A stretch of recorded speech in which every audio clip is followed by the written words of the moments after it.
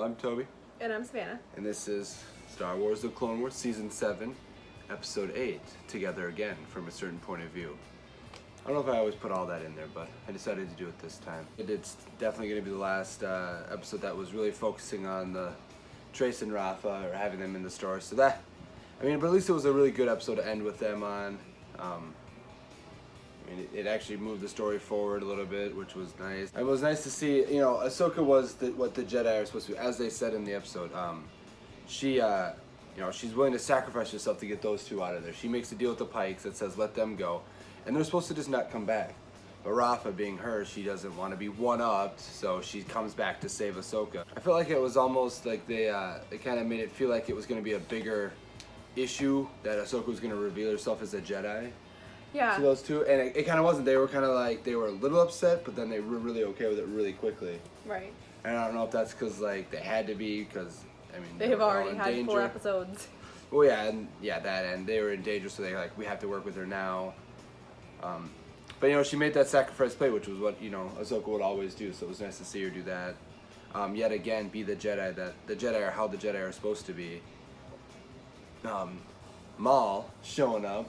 Friggin' awesome work, obviously. And I was running through it halfway through the episode. I was like, God, I wonder if at this point Maul still has his crime syndicate going, which he has, obviously, because of Solo, a Star Wars story. That one, he still has them. And he does, obviously. The Pikes still answer to him, and that he was, he's, as Sidious has done and other Jedi, you can sense things through holograms, but he just senses Ahsoka almost right away. And only because she wanted to do some good. She was there, she was going to escape. She's like, I might as well blow some shit up too on my way out. Why not? Why not? It was really annoying to me during the episode that she didn't set off the bombs right away to get out. It was almost like she wanted to stay a little bit longer. And I was like, just get out of there. But then, they were on a timer, so they went off by themselves. Yeah. Which was really cool. Bo-Katan revealing herself at the end to Ahsoka and asking for her help. They needed it, and they need help against Maul. I'm glad we got some more story progression in this episode. I like that it was more focused on Ahsoka alone. We got a lot more just alone time with Ahsoka. So that's really nice. That was really nice to see. You just got to see her in her own element again. She was doing a little bit more Force stuff, which was really good to see. Always like seeing Force powers being used. We're going on. Next is the, at least what I'm hoping for is that it leads into Order 66, and we get to see everything happen on Mandalore from another point of view, and I'm really excited. This is what I've been waiting the whole season for. Figured it would be at the end of the season anyways, so I was never been let down that it wasn't earlier. I knew that that's how they were going to end the season. Like you had said before, that it almost feels like a little bit like they really wanted to do this 4 arc is what the Disney really wanted done with this season 7 of Clone Wars, but they didn't have enough to make a full season, so they used scrapped or already crudely drawn episodes. Well, originally there was supposed to be an entire season 7, an entire 20-something episode season 7, and that was before Disney bought out Star Wars. Mm-hmm. And then Disney bought them out, and Disney canceled it. Mm-hmm. So Dave Filoni had the plans for the Bad Batch arc. And he did have the plans for this arc already as well, but both of those arcs were supposed to be part of a longer 20-something episode season. When Disney bought it back, when Disney decided to say, okay, you can do season 7 now, they only gave him the 12 episodes. Right. And I think they gave him, I honestly feel like, and I could obviously be wrong, I don't know, I honestly feel like they just basically said, okay, you have X amount of months to do this, and didn't give him enough time. Right. And they said, you have 12 episodes, this amount of time, get it done. And I just feel like Dave Filoni probably thought, you know what, the Siege of Mandalore is what people are going to care about. That's what I need to put all of my energy and focus into.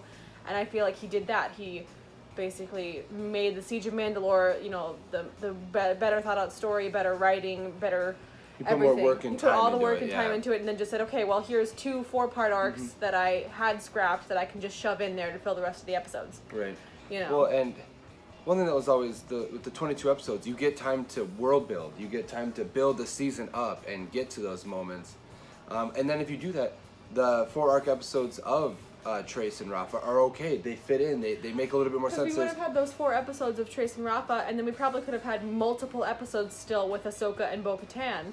and Ahsoka could have learned her lesson from Trace and Rafa, continued her learning from Bo-Katan, and kept going instead of just going from, okay, Right. we're kind of learning a little bit, but we've pretty much learned the only thing we can from these sisters, and now we're stuck here. And now we get like 30 seconds of Bo-Katan, and boom, now we have to go to Mandalore. Yeah, which, I mean, we'll get more Bo-Katan there, obviously, but it would have been nice to see more of her outside of the Mandalore. Yeah. And Death Watch itself outside of those kind of environments and in her own environment, and see how she thrives outside of her own environment. So it would have been nice to see a little bit more of that. But yeah, with a 22 episode season, you can just build so much more. You can have those kind of throwaway episodes where they're filler episodes and just, hey, here's R2-D2 doing some droid stuff again, Those are fine then, and that's great, and then you like watching them, they're fun and whatnot, but you know that there's still overall arcing greatness to the season.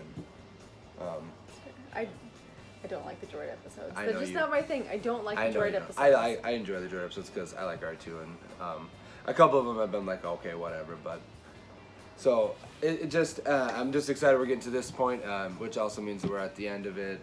We only have 4 episodes left. I feel like the next 4 episodes, though, are going to be like, oh my god, like every reaction is going to be like, yes, you know. Yeah, exactly.